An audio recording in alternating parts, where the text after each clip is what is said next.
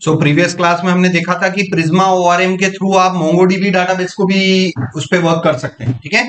सो हम प्रिज्मा के अंदर कोड लिखते हैं और उस कोड को एग्जीक्यूट करके हम कोई भी डीबी ऑपरेशन कर सकते हैं। आज हम थोड़ा और देख लेते हैं कि प्रिज्मा के थ्रू हम अलग अलग टाइप के डेटाबेस किस किस पे एक्सेस कर सकते हैं। आज हम पोस्टग्रेस का भी देख लेते हैं कि कल को आपको कोई सा भी सॉफ्टवेयर कंपनी में जिसमें आप प्लेस हो जाओगे, काम करोगे, वहां पर अगर आपको पोस्टग्रेस पे काम करने को मिले तो वहां पर भी आप किसका यूज करोगे, फिर प्रिज्मा ओआरएम का ही यूज करना है अपने को, ठीक है। सो पोस्टग्रेस आज हम यूज करने वाले हैं, ठीक है ना। सो पोस्टग्रेस एक सीक्वल टाइप का डेटाबेस, ठीक है ना। तो पोस्टग्रेस डाटाबेस पे काम करने के लिए आपको कौन सी लैंग्वेज आनी चाहिए, एसक्यूएल। और अगर एसक्यूएल लैंग्वेज नहीं भी आती है तो फिर आपको सिर्फ क्या आना चाहिए, प्रिज्मा। अगर प्रिज्मा ओआरएम पे काम करना आता है तो फिर आप किसी भी टाइप के डेटाबेसेस पे काम कर सकते हैं, ठीक है। सो प्रिज्मा पोस्टग्रेस को मैं लोकली अपने लैपटॉप में क्या करने जा रहा हूं, आज इंस्टॉल करने जा रहा हूं। और पोस्टग्रेस का जो गुई है उसे हम पीजी एडमिन बोलते हैं। क्या बोलते हैं, पीजी एडमिन। पीजी एडमिन जो है वो हमारा ग्राफिकल यूजर इंटरफेस है किस डाटाबेस को एक्सेस करने के लिए, पोस्टग्रेस। तो मैं यहां पर गया और यहां पर मैंने सबसे पहले तो पोस्टग्रेस लिखना है आपको, पोस्टग्रेस, और डाउनलोड पे आप जाना और यहां पर हम पोस्टग्रेस इंस्टॉल करेंगे। तो पोस्टग्रेस एसक्यूएल नाम का डाटाबेस जो है अलग अलग ऑपरेटिंग सिस्टम के लिए अवेलेबल है। आप मेरे लैपटॉप को देख के बता सकते हैं कि मैं कौन सा ऑपरेटिंग सिस्टम यूज कर रहा हूं, विंडोज, ठीक है ना। तो विंडोज के लिए विंडोज पे जाएंगे, ठीक है ना। सो विंडोज पर गया और पोस्टग्रेस के डिफरेंट डिफरेंट वर्जन अवेलेबल हैं। आप देखेंगे सबसे जो लेटेस्ट आपको दिखाई दे रहा है अभी के केस में वो 18 है, तो मैं 18 वाला इंस्टॉल करूंगा।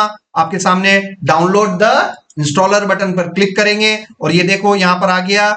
और यहां पर देखो अलग अलग है, जिसमें से मैं कौन सा डाउनलोड करूंगा आपके सामने, है ना, विंडोज का 64 बिट वाला, ठीक है ना। सो यहां पर ये देखो डाउनलोड लिंक आ गई है, मैं इसको डाउनलोड कर रहा हूं, ये डाउनलोड हो रहा है। सो दो सॉफ्टवेयर आपको इंस्टॉल करने पड़ेंगे। पहला तो पोस्टग्रेस का डीबी और दूसरा उसका गुई, है ना, पीजी एडमिन। ये भी एक सॉफ्टवेयर है, ठीक है ना, ये भी एक सॉफ्टवेयर है। और पोस्टग्रेस डाटाबेस भी आपका क्या है, वो भी एक सॉफ्टवेयर है। तो आपको अपने लैपटॉप में दो चीजें इंस्टॉल करनी है टेस्टिंग के लिए। जब आप सीख रहे हो, कोडिंग सीख रहे हो, तो आप अपना पोस्टग्रेस डाटाबेस इंस्टॉल कर लेना और साथ साथ में उस डाटाबेस को एक्सेस करने वाला जो गुई है, पीजी एडमिन, उसको भी आपको इंस्टॉल कर लेना है। सो मैं यहां पर गया और यहां पर मैंने पीजी एडमिन डाउनलोड लिखा, ठीक है ना। तो पीजी एडमिन डाउनलोड की ये वेबसाइट पर हम चले जाएंगे। ये देखो पीजी एडमिन की डेटाबेस इसके सॉफ्टवेयर पर आ गए हैं। यहां पर आप जाना कहीं ना कहीं, ये डाउनलोड सेक्शन आपको दिखाई दे रहा है। इस डाउनलोड सेक्शन पर देखो पीजी एडमिन का कौन सा वर्जन अवेलेबल है अभी, 4, है ना। हो सकता है 2, 4, 6 महीने बाद क्या आ जाए, पीजी एडमिन 5 आ जाए, 6 आ जाए, बट प्रोसेस वही रहेगी, है ना। अब यहां पर आपको जो यूज करना है वो आप विंडोज के लिए यूज करना चाह रहे हैं, ठीक है ना। तो विंडोज पर आप गए तो पीजी एडमिन 4 मुझे किसके लिए इंस्टॉल करना है, विंडोज के लिए। अब इसके भी बहुत सारे वर्जन दिखाई दे रहे हैं आपको, पीजी एडमिन 4 का 621 वर्जन, पीजी एडमिन 4 का 78 वर्जन। सो आपको लेटेस्ट वाला ले लेना है, ठीक है ना। हमेशा जब भी किसी प्रोजेक्ट पे काम करो, पुराने आउटडेटेड वर्जन पे काम करना चाहिए कि लेटेस्ट वर्जन से काम चालू करना चाहिए, लेटेस्ट वर्जन से, ठीक है ना। तो ये पीजी एडमिन का लेटेस्ट वर्जन अभी ये है, तो मैं आपके सामने इसको भी इंस्टॉल कर रहा हूं। तो ये दोनों ही मैं इंस्टॉल कर रहा हूं, ठीक है। और ये दोनों ही मेरे मशीन में इंस्टॉल हो रहे हैं। चलिए प्रोजेक्ट भी सेटअप कर लेते हैं। आज डेट है हमारी क्या, 7 नवंबर। आज हमारी डेट क्या है, 7 नवंबर है। 7 नवंबर 2025 का प्रोजेक्ट मैंने बनाया। अंदर जाएंगे और आज जो हम वर्क करके बताएंगे वो पोस्टग्रेस पर मैं आपको वर्क करके बताऊंगा, ठीक है। सो कोड डॉट किया मैंने, VS कोड एडिटर में स्टार्ट करेंगे हमारा पर्टिकुलर प्रोजेक्ट।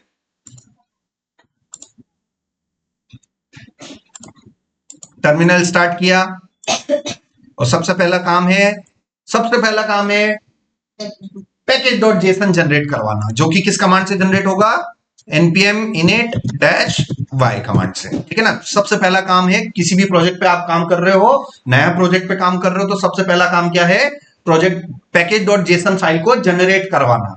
उसके बाद जो जो आपको लाइब्रेरी चाहिए वो आप इंस्टॉल कर सकते हैं। तो मुझे मुझे चाहिए सबसे पहले तो प्रिज्मा ORM चाहिए। सो प्रिज्मा एक लाइब्रेरी है, नोड.जेएस की एक लाइब्रेरी है, ठीक है ना। तो यहां पर आप डॉक्स में जाएंगे और डॉक्स में जाके आप इस प्रिज्मा ORM को इंस्टॉल करेंगे।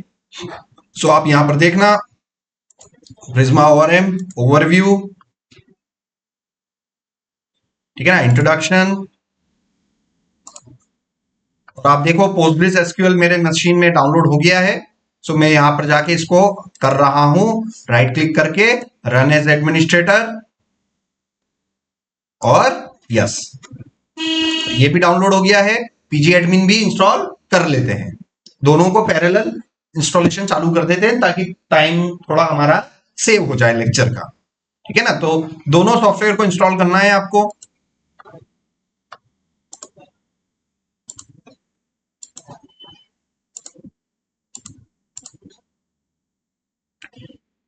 ठीक है, यहां पर आप देखेंगे।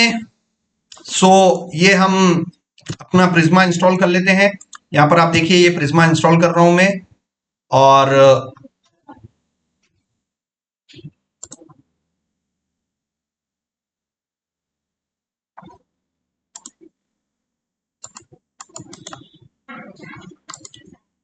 आप देखिए ये इंस्टॉल हो रहा है और पीजी एडमिन को भी इंस्टॉल करवा लेते हैं रन एज एडमिनिस्ट्रेटर। किसी भी EXE को कैसे इंस्टॉल करोगे, रन एज एडमिनिस्ट्रेटर, ठीक है ना। उसमें आप कोई इंस्टॉलेशन में दिक्कत नहीं आती है। अगर आप उसको डायरेक्टली करोगे तो प्रॉब्लम आ सकती है, इसलिए राइट क्लिक करके किसको चूज करोगे आप, रन एज एडमिनिस्ट्रेटर, ठीक है ना। उसको करने के बाद आपको सॉफ्टवेयर को कुछ नहीं करना है, नेक्स्ट नेक्स्ट नेक्स्ट नेक्स्ट करना है। क्या करना है, next next next next next. अब यहां पर ये पासवर्ड पूछ रहा है तो पासवर्ड आप डाल दो। पासवर्ड में डाल देता हूं एडमिन एडमिन, ठीक है ना। और जो भी आपको डालना है वो आप पासवर्ड डाल सकते हो। मैं अभी लेक्चर के लिए क्या कर रहा हूं, एडमिन एडमिन नाम का पासवर्ड डाल रहा हूं। मैं कभी भूल जाऊं तो आप लोग बता देना कि सर आपने ये डाला था पासवर्ड, ठीक है ना। तो पासवर्ड क्या है मेरा, एडमिन एडमिन। और ये हर हर एप्लीकेशन का पोर्ट नंबर होता है, पता है ना। माई सिक्वल का पोर्ट नंबर भाई कौन सा होता है, 3306। उधर मोंगोडीबी कल हमने देखा 27017 करके पोर्ट नंबर होता है। तो हर हर सॉफ्टवेयर का, हर एप्लीकेशन का कोई ना कोई पोर्ट नंबर होता है। यहां पर हमारे पास पीजी एडमिन जो डाटाबेस सर्वर वो किस पोर्ट पे चलता है, बाय डिफॉल्ट 5432 पे चलता है। इसको चाहो तो आप चेंज कर सकते हो बट चेंज मत करना, ठीक है ना। तो ये हम port number as it is रहने देते हैं और क्या क्लिक कर देते हैं, नेक्स्ट पे क्लिक करेंगे, ठीक है ना। बाकी चीजें आप डिस्टर्ब मत करना, नेक्स्ट नेक्स्ट नेक्स्ट करना। और ये आपका आपके लैपटॉप में क्या इंस्टॉल कर देगा, पोस्टग्रेस डाटाबेस इंस्टॉल कर देगा, ठीक है ना। और पीजी एडमिन के इंस्टॉलेशन को भी चालू कर देते हैं। Next, I accept, next next next next कर करके आपको पीजी एडमिन भी अपने मशीन पर इंस्टॉल करना है। ये इंस्टॉल होने देते हैं और यहां पर VS कोड एडिटर में आ गया। एक npm मेरा इंस्टॉल हो गया है, अब दूसरा भी मैं इंस्टॉल कर लेता हूं।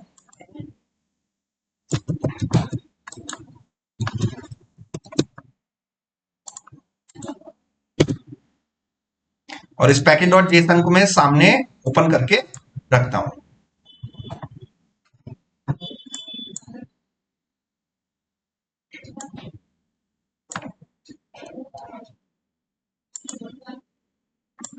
दोनों ही इंस्टॉलेशन चल रहे हैं। इंस्टॉलेशन में 2-5 मिनट लगेंगे, आपको वेट करना है। और आप ये npm इंस्टॉल करके आप ये भी स्टार्ट कर सकते हैं, ठीक है ना। तो ये आप हो गया। अब आप देखेंगे ये इंस्टॉल करने के बाद हमारा जो सीक्वेंस है, प्रिज्मा पे काम करने का सीक्वेंस और इंस्ट्रक्शन मैंने स्टेप बाय स्टेप दे रखा है। भाई पहले नंबर पे ये कमांड चलानी है, दूसरे पे ये चलानी है और तीसरे पे प्रिज्मा को क्या करना पड़ेगा, इनिशियलाइज करना पड़ेगा। जैसे इनिशियलाइज करेंगे .env बनेगी और .env में हमारा वो कांस्टेंट होगा। कौन सा कांस्टेंट, डाटाबेस अंडरस्कोर URL नाम का कांस्टेंट होगा। और उस कांस्टेंट के अंदर में किसका कनेक्शन स्ट्रिंग दूंगा, पोस्टग्रेस का, है ना। जब मैं मोंगो पे काम कर रहा था मोंगो का स्ट्रिंग देना है, माईसीक्वल पे काम करूंगा तो माईसीक्वल का स्ट्रिंग देना है। तो ये कांस्टेंट आपको किसी भी टाइप के डेटाबेस पे काम करोगे ये कांस्टेंट मिलना ही मिलना है। और इसके अंदर जो कनेक्शन स्ट्रिंग है उसको आपको चेंज करना है, ठीक है ना, अपने हिसाब से आप जिस डेटाबेस पे काम कर रहे हो। तो बताओ आज मैं किस डेटाबेस पे काम कर रहा हूं, मोंगो के साथ, प्रिज्मा के साथ में किस डेटाबेस पे काम करना चाहता हूं मैं आज, पोस्टग्रेस। और पोस्टग्रेस किस कैटेगरी में आता है, सीक्वल कैटेगरी में आता है। इसका मतलब पोस्टग्रिज पर एसक्यूएल लैंग्वेज काम करेगी कि नहीं करेगी? बिल्कुल करेगी, ठीक है ना। सो ये इंस्टॉल हो गया है। अब तीसरे नंबर पर जो मुझे कमांड चलानी है वो भी मैं आपको बता देता हूं, npx prisma init। तो चलिए npx prisma init।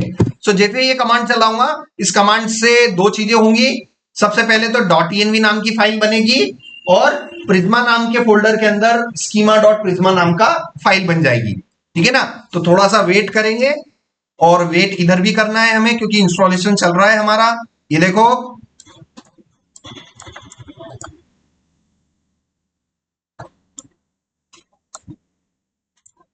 ये भी प्रोसेस चल रही है, ये भी चल रही है, और पीछे बैकग्राउंड में ये भी चल रही है। अब मैं इसका इंतजार करूं, बैठे रहूं न, फिर ये खत्म हो ने फिर ये इसको करूं, तो देखो क्लास का लेक्चर का टाइम भी वेस्ट हो जाता है। इसलिए मैं पैरेलल में समय बचाने के लिए पैरेलल में 2-3 कमांडे एक साथ चला रहा हूं। आपको टाइम मिले तो पहले इसका वेट कर लेना, फिर इसको आप अपने हिसाब से काम कर लेना, ठीक है ना। बट आपको पता होना चाहिए मुझे क्या क्या चीजें इंस्टॉल करनी है, क्या रन करना है। क्लियर है? सो ये हो गया।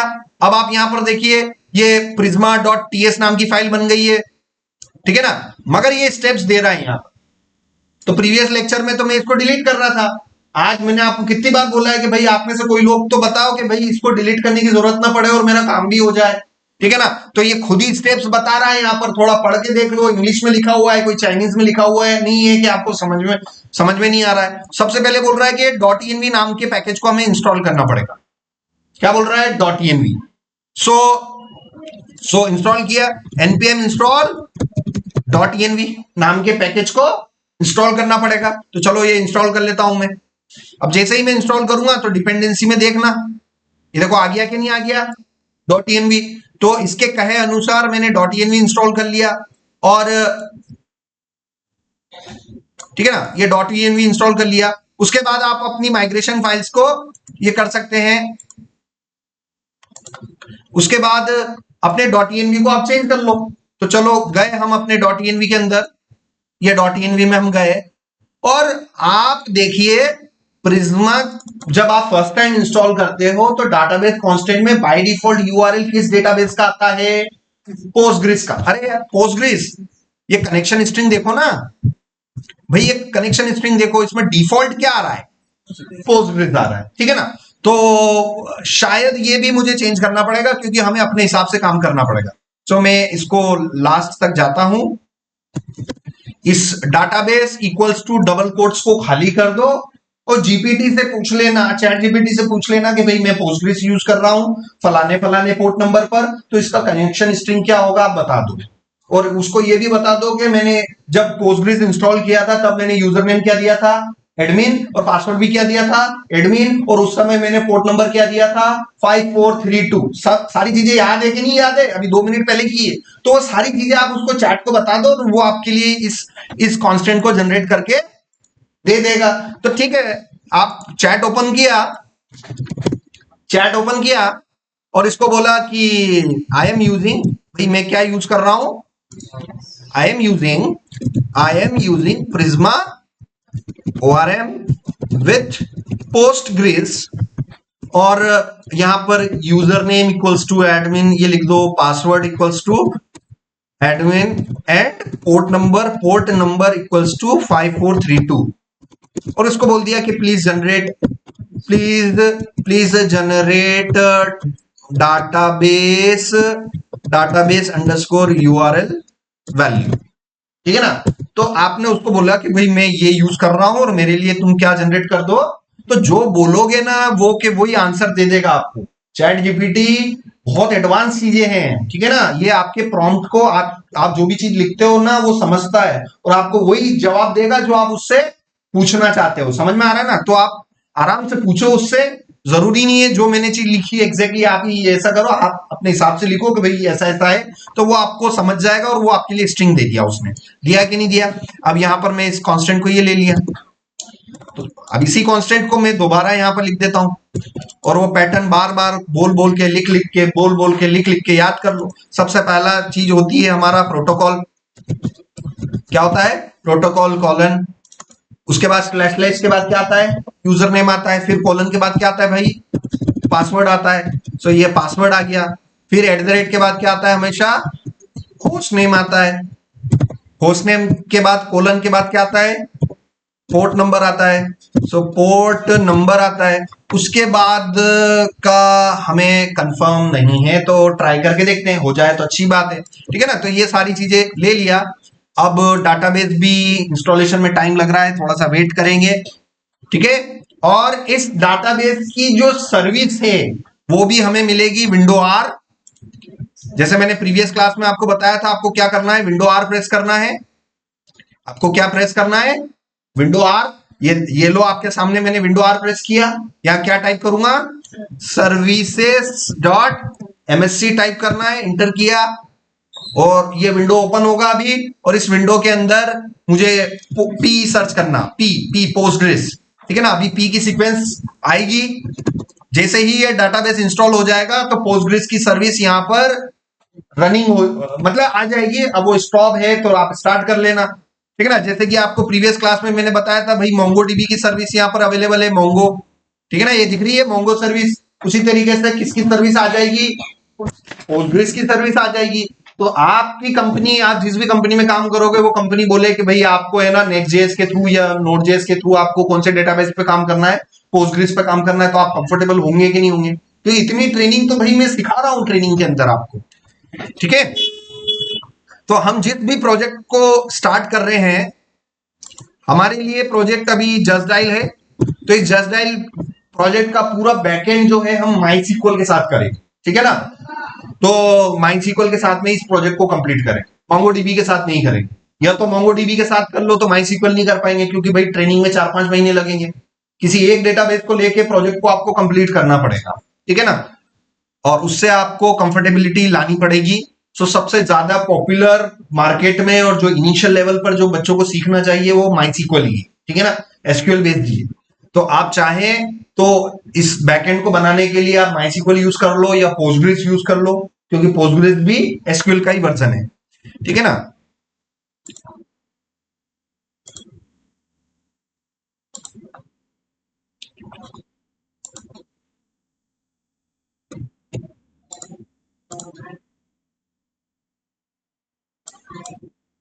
अब यहां से मैंने पीजी एडमिन लिया, पीजी एडमिन, और ये पीजी एडमिन को मैं चालू करूंगा।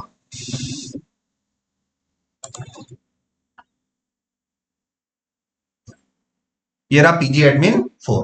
इसका आइकन आ जाएगा आपके पास में डेस्कटॉप का।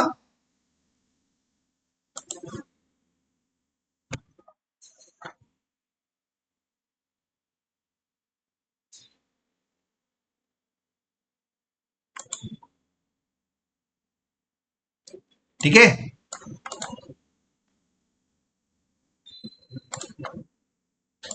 सो पीजी एडमिन ओपन करना है।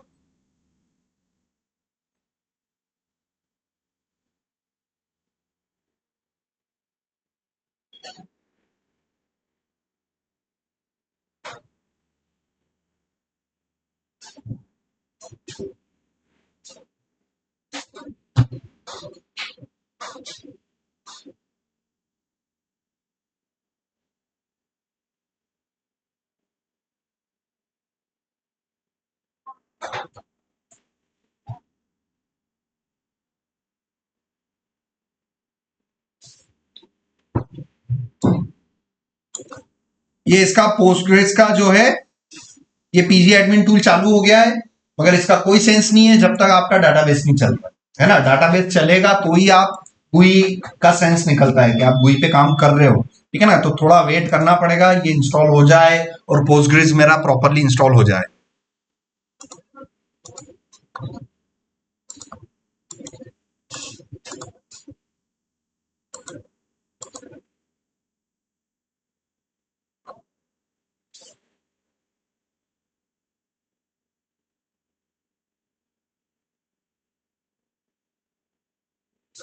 तब तक आप रिसर्च करवा लो इस पे थोड़ा बहुत, ठीक है ना। सो यहां पर हमने किया create a database, just dial underscore db and create a users table to perform CRUD operation, है ना। CRUD ऑपरेशन पता है कि नहीं पता है?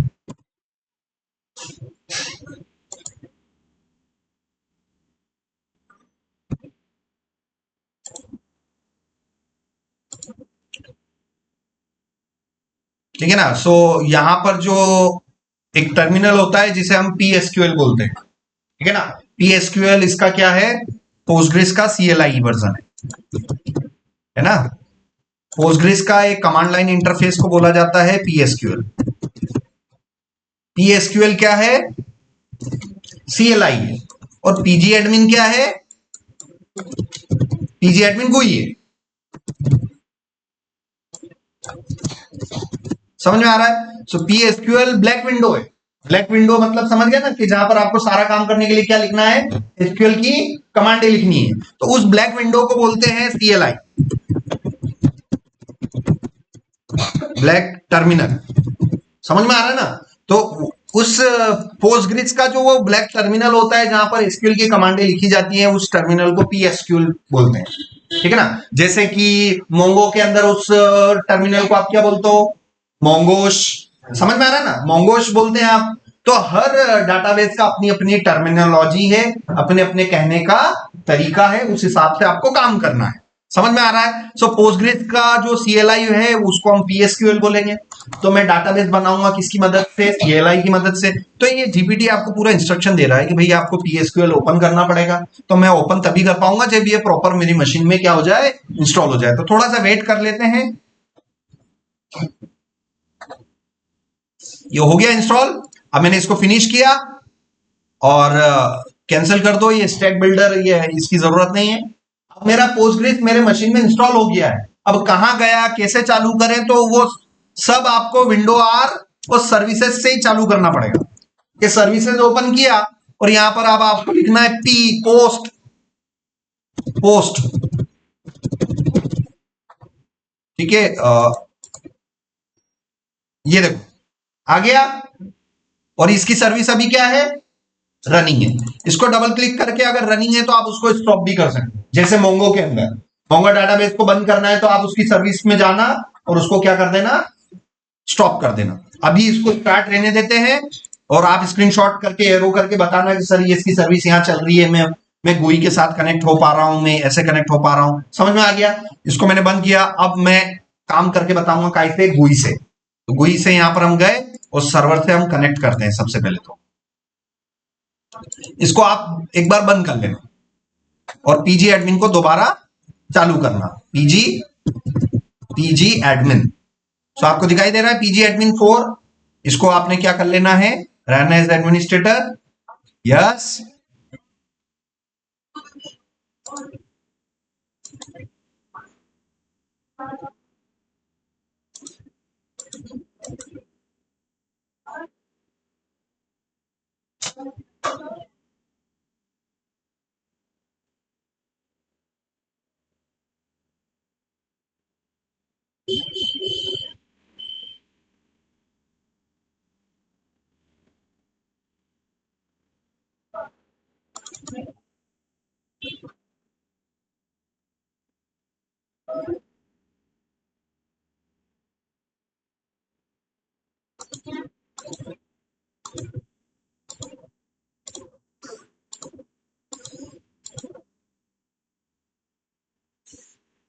ठीक है, connect to the server.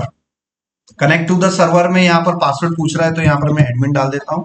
Same time out और इसको मैं ट्राई करता हूं। ठीक है ना। यहां से इसको कनेक्ट सर्वर।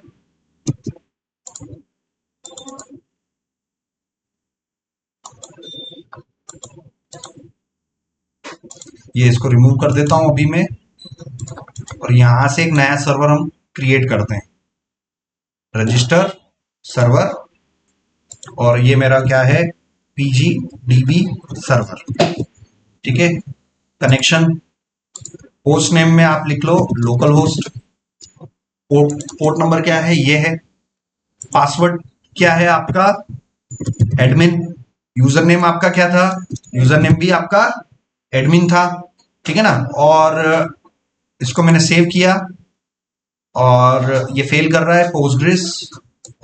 सो मैं एक बार इससे कनेक्ट कर लेता हूं, ठीक है, ये हो गया, ठीक है ना। तो इससे कनेक्ट होने के लिए मैं प्रॉपर्टीज में गया, कनेक्शन स्ट्रिंग में यूजर नेम तो पोस्टग्रेस रहने देना, और पासवर्ड में आप एडमिन डाल के लॉगिन करके देख सकते हैं। मैं फिर से आपको बता देता हूं, इसको मैं जाके मैं रिमूव कर लेता हूं, रिमूव सर्वर, ठीक है। इसको भी मैं रिमूव सर्वर कर लेता हूं, ठीक है ना। तो ये तो GUI है। अब यहां पर मैं इसको राइट क्लिक करके क्या करूंगा, रजिस्टर सर्वर। तो जो भी आपका सर्वर है, डाटाबेस सर्वर, जो मेरा ये PG admin, PG dB server, कुछ भी नाम दे सकते हो यहाँ पर कि पोस्टग्रेस डाटाबेस सर्वर। कनेक्शन में इंपॉर्टेंट है, यहाँ पर आपको क्या देना पड़ेगा, लोकल होस्ट। यहाँ पर आपको क्या देना पड़ेगा, लोकल होस्ट। यहाँ user name Postgres as it is रहने देना। पासवर्ड एम्प्टी दे सकते हैं, शायद दे सकते हैं, मैं एक बार कंफर्म कर लेता हूँ। ये सेव बटन पे क्लिक किया, देखो एरर आ गई। तो पासवर्ड अब मैं वो देता हूं जब मैंने पोस्टग्रेस इंस्टॉल करते समय यूजर नेम तो एडमिन डाला था और पासवर्ड क्या डाला था, एडमिन। तो यहां पर भी मैं एडमिन डाल रहा हूं, ठीक है ना। और मैं इसको सेव करता हूं, देखो उसने अलाउ कर दिया। तो यूजर नेम तो पोस्टग्रेस और पासवर्ड एडमिन, ये देखिए ये मेरा पोस्टग्रेस यहां से कनेक्ट हो गया है। अब यहां पर मुझे इस डबल क्लिक किया, ठीक है ना। ये रहा डाटाबेस, ये रहा डाटाबेस।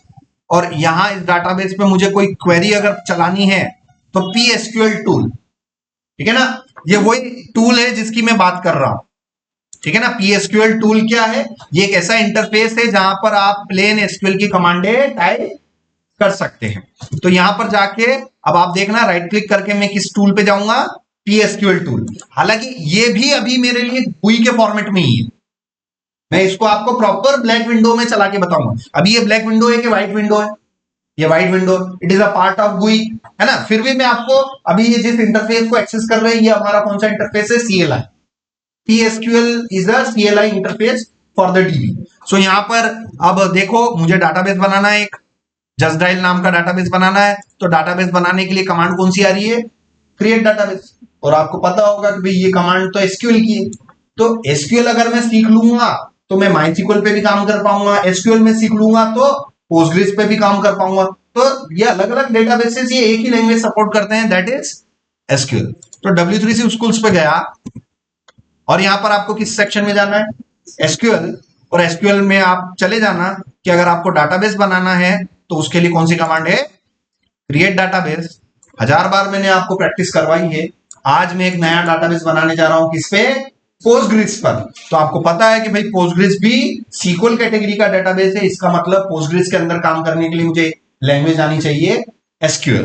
तो डाटाबेस मुझे बनाना है, तो मैं इस PSQL विंडो में क्रिएट डाटाबेस और जस्ट डायल अंडरस्कोर DB नाम का मैं डेटाबेस बना रहा हूं। और क्वेरी को मैं कैसे फिनिश कर रहा हूं, सेमीकोलन से। तो ये मैंने इंटर किया, तो देखो उसने क्या किया, डेटाबेस बन गया है।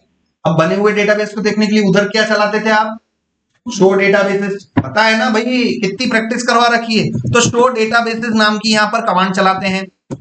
तो ये क्या बोल रहा है कि शो डेटाबेसेस नाम की कमांड यहां पर पोस्टग्रेस में काम नहीं करेगी। तो आपने SQL लैंग्वेज सीख लिया, इसका मतलब ये नहीं है कि 100% SQL कमांडें सब चल जाएगी। सिर्फ 2-3% जो कमांडें हैं वो थोड़ी बहुत अलग हो जाएंगी, समझ में आ रहा है ना। तो आप देख पा रहे हो कि सर यहां पर तो शो डेटाबेसेस कमांड काम नहीं कर रही, तो सर कौन सी करेगी, तो वो हमें पता करना पड़ेगा। सो आप GPT पर जाओ और उसको बोलो कि भाई ये है, उसको बोलो कि भाई मैंने ये डेटाबेस बना दिया, I have created this database, how to show all DBs। समझ में आ रहा है, how to show all DBs। So भाई SQL में सारे डेटाबेस देखने के लिए /L कमांड चलाते, क्या, /L, ये /L। सो ये /L, L मतलब लिस्ट द डाटाबेस। तो ये चीजें थोड़ी थोड़ी अलग, समझ में आ रहा ना। सो ये देखो सारे डेटाबेस बन गए, जिसमें से जस्ट डायल आ गया कि नहीं आ गया, जस्ट डायल आ गया, जस्ट डायल आ गया। ये सारी चीजें आपको दिखाई दे रही है। ये स्लैश एल की बजाय एल फॉर लिस्ट। तो ये देखो दोनों का आउटपुट सेम है। तो ये प्रैक्टिस कर लेना कि यार अपन पोस्टग्रेस में काम कर रहे हैं तो शो डेटाबेसेस काम नहीं करेगी, यहाँ पर कुछ मतलब एसक्यूएल लैंग्वेज 95% काम कर देगी, 2-5% एसक्यूएल की कमांडें काम नहीं करेगी, वो आपको चेक करना पड़ेगा। ठीक है ना। तो चलो देखते हैं अब क्या है। ठीक है, सो अब ये हो गया। अब मुझे क्या करना है, मुझे एक टेबल बनानी है। Create a users table. ठीक है ना, क्योंकि प्लानिंग के हिसाब से अगर हम चले तो हमें जस्ट डायल के प्रोजेक्ट में हमें यूजर टेबल भी चाहिए, है कि नहीं। जस्ट डायल की टेबल में हमें एक यूजर टेबल भी चाहिए। ये रही यूजर टेबल, है ना। यूजर टेबल हमें चाहिए, कोई भी सिस्टम बनाएंगे तो हमें यूजर टेबल तो चाहिए। सो देख लेते हैं हम यूजर टेबल कैसे बना सकते हैं। ठीक है ना। सो अब यूजर टेबल बनाने के लिए वही क्रिएट टेबल वाला syntax, create table, table name. तो एक तो पीएसक्यूएल वाला विंडो ये है, और अब मैं आपको बता रहा हूं पीएसक्यूएल वाला विंडो आप एक्चुअल ब्लैक विंडो आप कहां से ला सकते हो। तो अब GUI की जरूरत नहीं, उसको मैं बंद कर दूं, यस किया। अब GUI को टोटली GUI को अवॉइड करेंगे, तो पीएसक्यूएल हमें कहीं ना कहीं मिल जाएगा। सो पीएसक्यूएल आपको मिलेगा, आप अपने उसमें डेस्कटॉप पे चले जाना, सी ड्राइव में आप अपने चले जाना, किसके अंदर प्रोग्राम फाइल्स के अंदर, और इसमें आप देखना पोस्टग्रेस आपने कहां इंस्टॉल कर रखा है, ये पोस्टग्रेस एसक्यूएल। ठीक है, यहां पर आए और इसके अंदर आपको मिल जाएगा बिन, और बिन के अंदर आपको पीएसक्यूएल मिल गया, psql.exe नाम की फाइल मिल गई है। मिल गई कि नहीं मिल गई? मिल गई। अब इसको राइट क्लिक करके यहां पर आप टर्मिनल स्टार्ट करेंगे, तो मैं डायरेक्टली किसके अंदर आ गया, बिन फोल्डर के अंदर आ गया। अब मैं यहां से psql लिखूंगा, psql.exe करके मैं इंटर करूं। अब ये मेरे से यूजर नेम पूछ रहा है,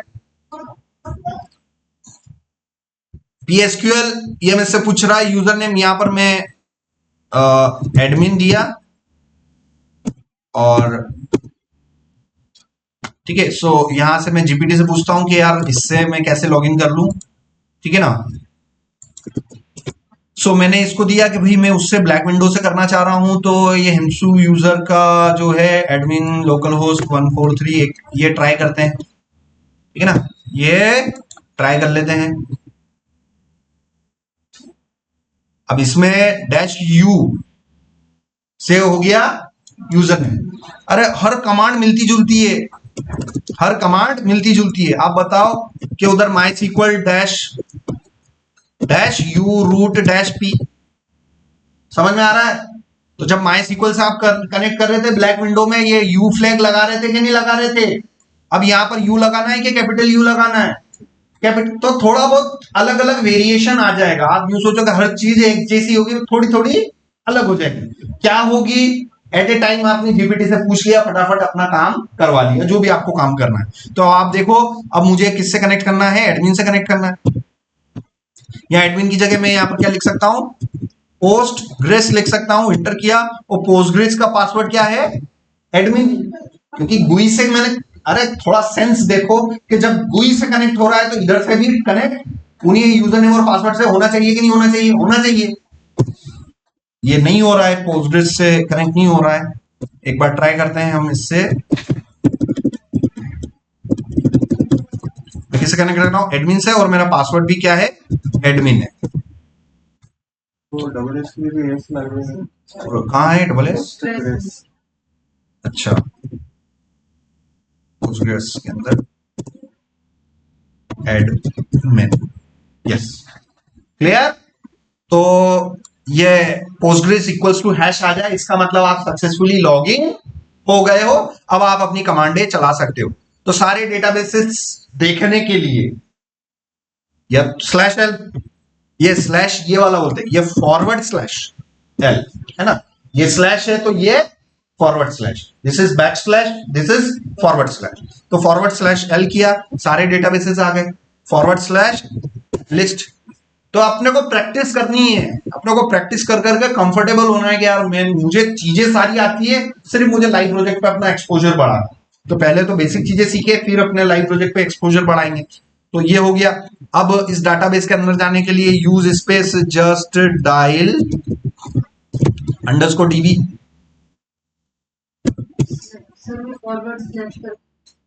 ठीक है, सो यहां पर हम गए। ठीक है, ये हो गया। अब यहां पर मैं जाऊं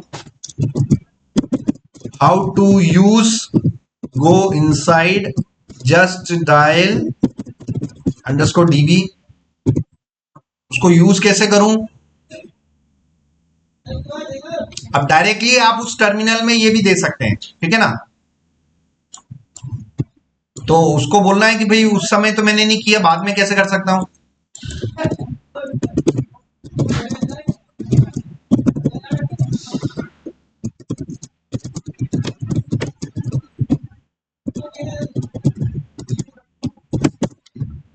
ठीक है ना, मैंने उसको बोला कि भाई मैंने जो है ना डैश डी फ्लैग नहीं लगाया है, बाद में कैसे कनेक्ट करूं। तो बाद में ये /c करके उनको बोलना है। ठीक है ना, C फॉर कनेक्ट,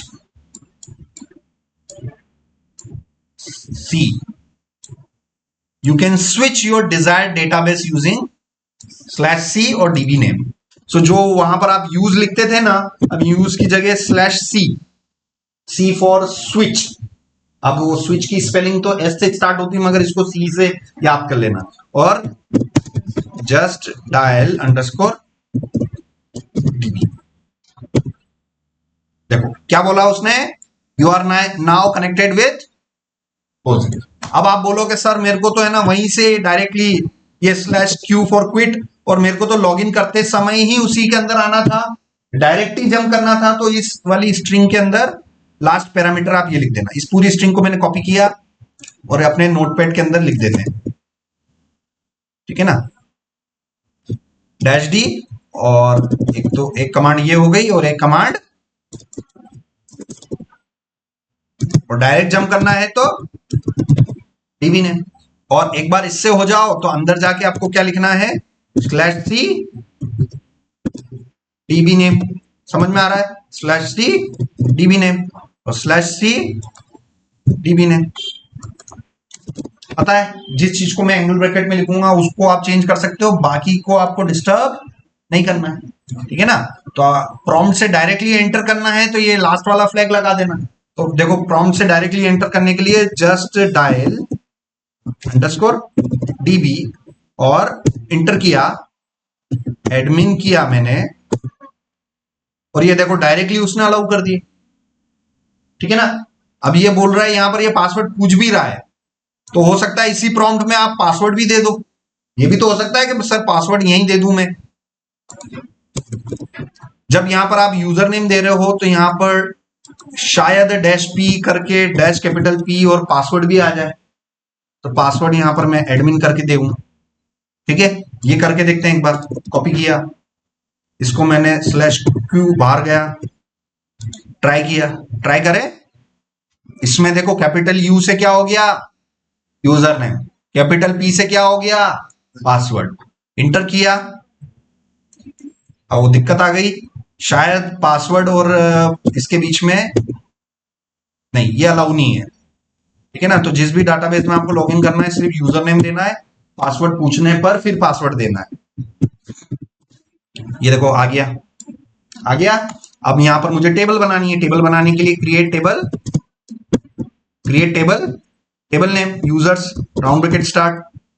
अब यहां पर मैं ले लूं ID इंटीजर अनसाइंड प्राइमरी की ऑटो अंडरस्कोर इंक्रीमेंट, और यहाँ f नेम लिया मैंने, varchar लिया 255 और सेमीकोलन। ठीक है ना, अब ये बोल रहा है कि ये अनसाइंड नाम का की नहीं है, तो देख लेते हैं यहाँ पर, क्योंकि चीजें थोड़ी थोड़ी अलग हो जाएगी, थोड़ी अलग हो जाएगी। तो चीजें हमें देखनी है कि भाई SQL क्वेरी वो यूजर टेबल कैसे बनाना है। यूजर टेबल बनाने के लिए इसने सिंटेक्स भी दे रखा है। सो देखते हैं यहाँ पर वो क्रिएट क्वेरी का सिंटेक्स क्या दिया था। ठीक है ना, ये वाला दिया था। तो यहां पर देखो आईडी के बाद इंटीजर नहीं ले रखा है, इसमें सीरियल ले रखा है, तो थोड़ा बहुत मिसमैच हो गया ना। तो एसक्यूएल लैंग्वेज 100% सभी डेटाबेसेस पे एग्जैक्टली काम नहीं करेगी। मैंने फिर भी बोला है कि एसक्यूएल सीख जाओगे तो 90% एसक्यूएल की कमांडे सारे डेटाबेसेस पे काम कर जाएगी। 2-5% कमांडे देखो यहां आ गया ना, वेरकेयर में कोई दिक्कत नहीं है, मगर जहां पर हम आईडी इंटीजर अनसाइन प्राइमरी की लिखते थे वहां पर अब पोस्टग्रेस के अंदर इंटीजर डेटा टाइप को हम क्या बोलते हैं, सीरियल बोलते हैं। थोड़ा बहुत चेंजेस हो गया ना, इसीलिए प्रिज्मा आया कि आपको अलग अलग डेटाबेस के अलग अलग सिंटेक्स याद रखने की जरूरत नहीं है। सिर्फ एक चीज याद रखो, प्रिज्मा को यूज कैसे करना है और आप लगभग कंसिस्टेंटली सभी डेटाबेसेस पे काम कर सकते हैं। समझ में आ गया ना। सो यही प्रॉब्लम्स आती थी कि यार उधर ये कमांड काम कर रही है, इधर नहीं कर रही है, इधर अलग से याद रखो, उधर अलग से याद रखो, तो बेचारे डेवलपर लोग परेशान हो जाते थे। उन्हीं की परेशानी को दूर किया गया है प्रिज्मा बना के, कि प्रिज्मा सीख लो, आपको अलग अलग सिंटेक्स याद रखने की जरूरत नहीं है। मोंगो में काम करना है, पोस्टग्रेस में काम करना है, माईसीक्वल में काम करना है, कोई टेंशन नहीं, सिर्फ एक चीज याद रखो, दैट इज प्रिज्मा सिंटेक्स। ठीक है ना। सो चलो ये मैंने ले लिया, ये मैंने ले लिया, और यहां पर मैंने इसको मैं बना देता हूं आपके सामने।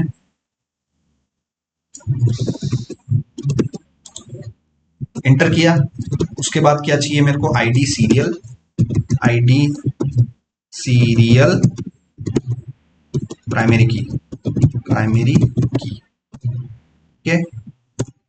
उसके बाद नेम ले लिया, उसके बाद मैंने नेम ले लिया,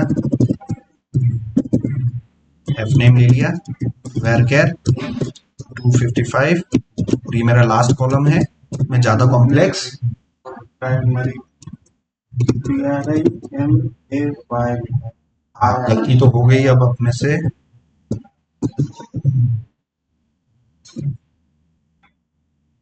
प्राइमरी, प्राइमरी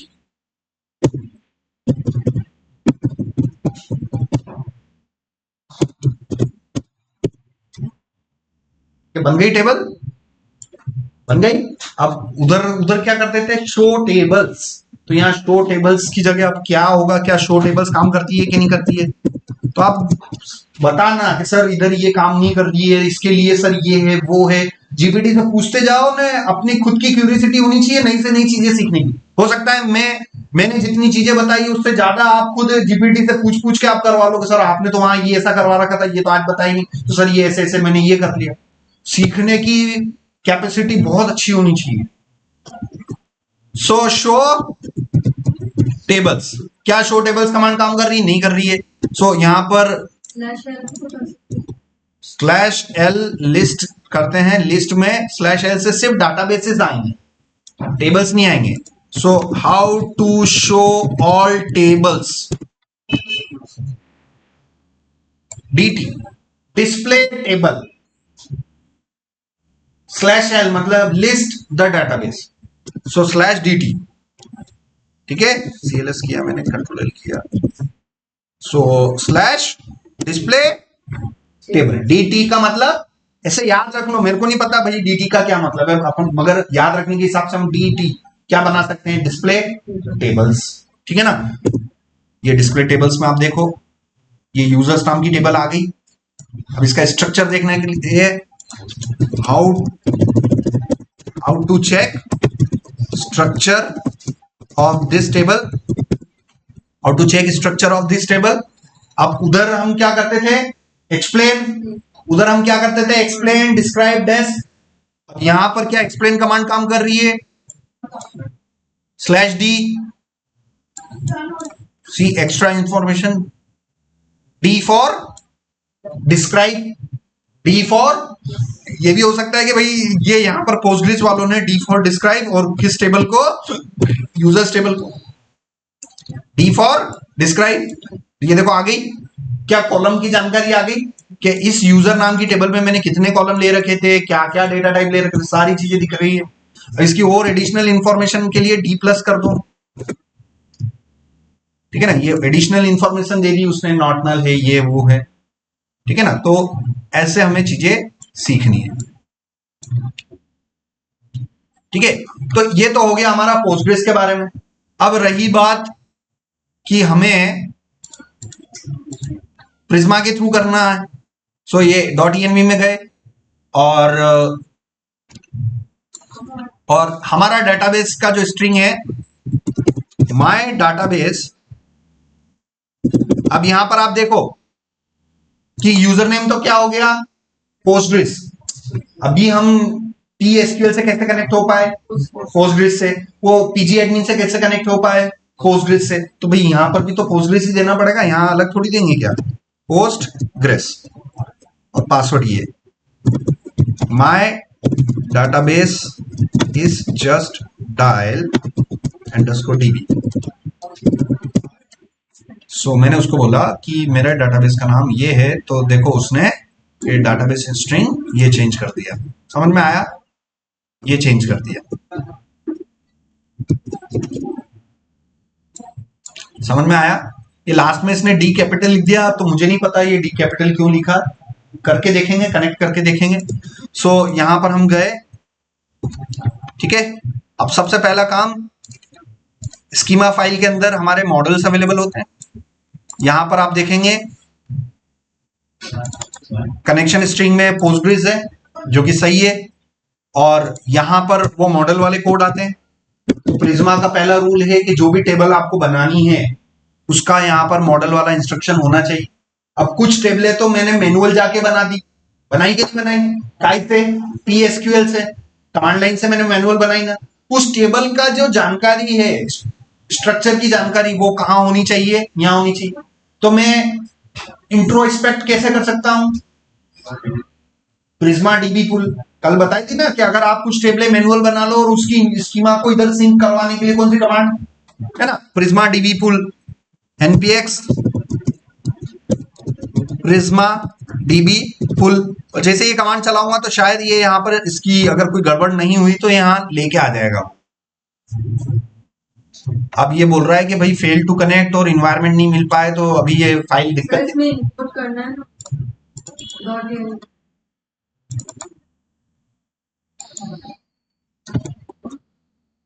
तो रहने देना।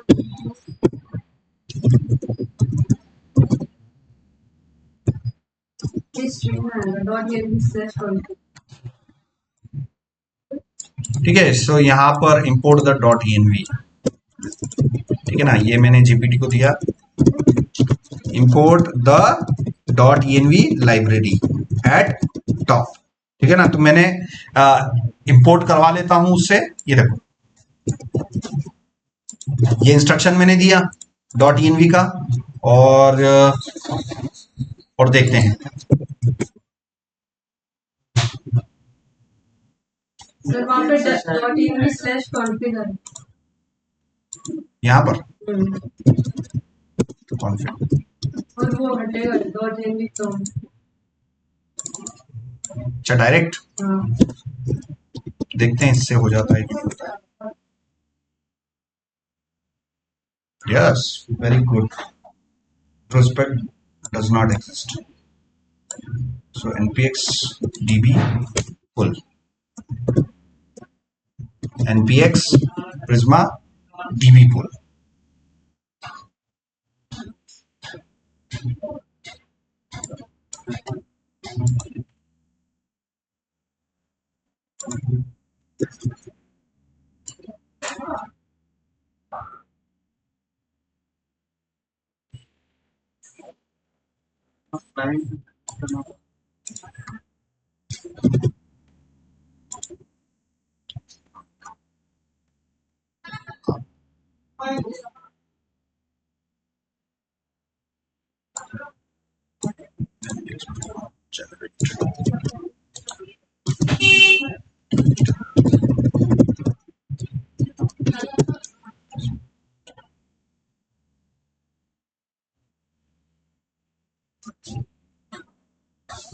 ये क्लाइंट टूल मैंने जनरेट कर दिया, ठीक है। npx prisma db pull, ठीक है, और पुल करने पर वो मॉडल वाला कोड नहीं आया। कौन सी टेबल हमने मैनुअल बनाई है? हमने यूजर्स टेबल मैनुअल बनाई कि नहीं बनाई? बनाई। इसकी पूरी स्कीमा की डेफिनेशन इधर आ जानी चाहिए। कब? लोड करने पर। जब भी आप ये npx prisma db पुल करोगे तो जो जो भी टेबलें आपने मैनुअल बनाई थी उनकी स्कीमा इधर आके लोड हो जानी चाहिए, हो नहीं रही है। तो अब आप ये इसको इंस्पेक्ट करेंगे।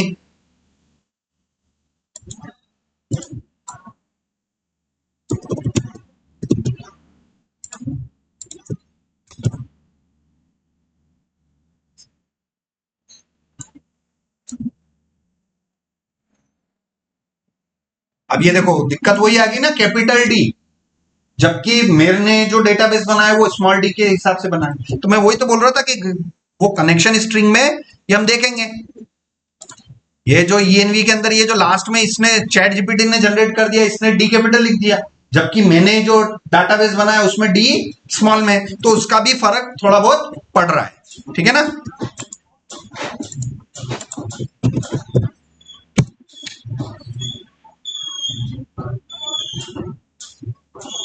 हो गया? अब जाके कंफर्म कर लो। और ये वो कोड आ गया। तो इंट्रोस्पेक्शन इसे बोलते हैं। इंट्रोस्पेक्शन का मतलब ये हो गया कि डाटाबेस में जाओ, वहां पर टेबलों के स्ट्रक्चर पता करो, और उन टेबलों के स्ट्रक्चर क्या स्कीमा के अंदर डिफाइंड है कि नहीं है। नहीं है तो जो जिस टेबल का नहीं है उधर लाके लोड कर दो, सेव कर दो। तो देखो यूजर्स टेबल का ये मॉडल वाला कोड नहीं था क्योंकि टेबल मैनुअल बनाई थी, तो पुल से मेरे वो सारे सिंक हो गए प्रॉपर। ठीक है, तो इस कोड को मैं सेव कर लेता हूं।